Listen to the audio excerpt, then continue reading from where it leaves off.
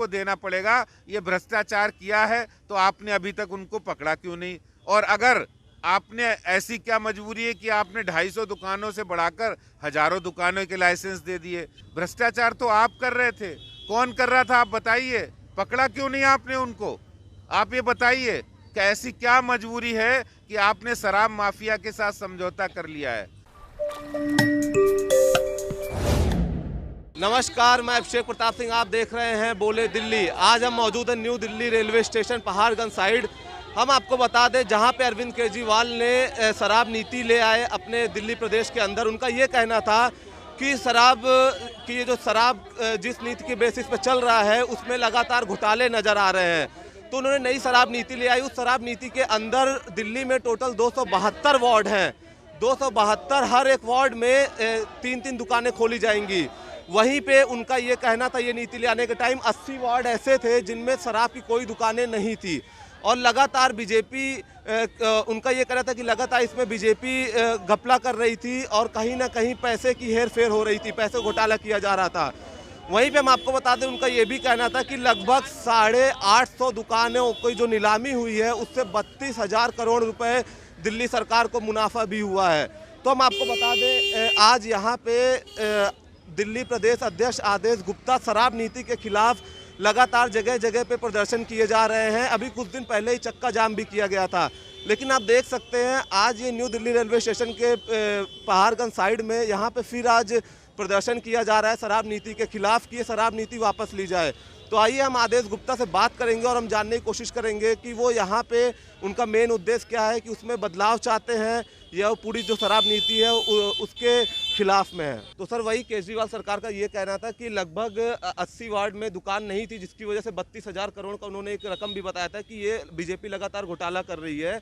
तो इसको रोकने के लिए 272 वार्ड में हमने दुकानें खोली हैं, जिसको और ये भी बताया जो पुरानी दुकानें हमने नीलाम की हैं उससे भी हमें काफ़ी उनको मोटी रकम का फ़ायदा हुआ है।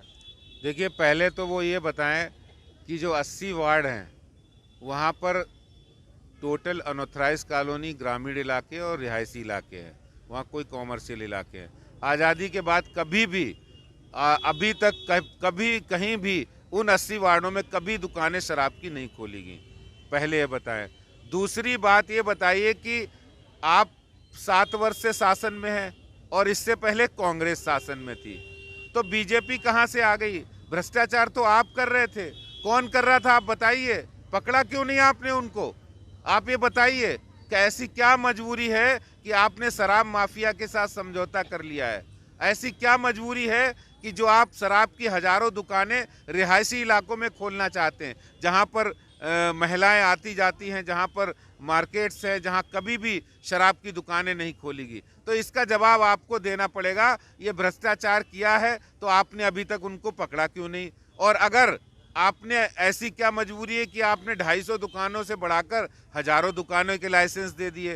तो ये जवाब आपको देना पड़ेगा। ये भ्रष्टाचार किया है, ये घूस खाई है। आपके मुख्यमंत्री कहते थे कि एक दुकान खुलती है तो वहाँ पर नेता और अफसर मिलकर भ्रष्टाचार करते, तो आपने तो हजारों खोल दिए।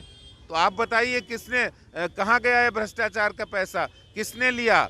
आपने कितना भ्रष्टाचार किया है?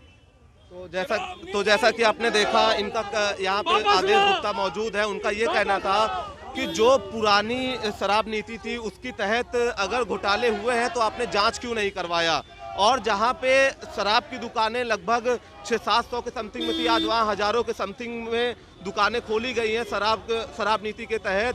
तो ये एक तरीके से कहीं ना कहीं बढ़ता हुआ नजर आया है शराब की दुकानें। तो हम और भी कुछ लोगों से भी बात करेंगे कि आखिर उनका क्या कहना है। तो जैसा कि आप देख रहे हैं, तो यहाँ पे एक ये बड़ा सवाल जरूर उठता है कि अगर शराब नीति के तहत ज़्यादा दुकानें खोली गई हैं तो कहीं ना कहीं शराब का जो केजरीवाल कहना था हम नशा मुक्ति बनाएंगे दिल्ली, आज वो कहीं ना कहीं दिल्ली नशे की तरफ बढ़ती हुई नजर आ रही है। अगर अब तक आपने हमारा चैनल सब्सक्राइब नहीं किया, सब्सक्राइब करें, लाइक करें, ज़्यादा से ज़्यादा शेयर करें। धन्यवाद।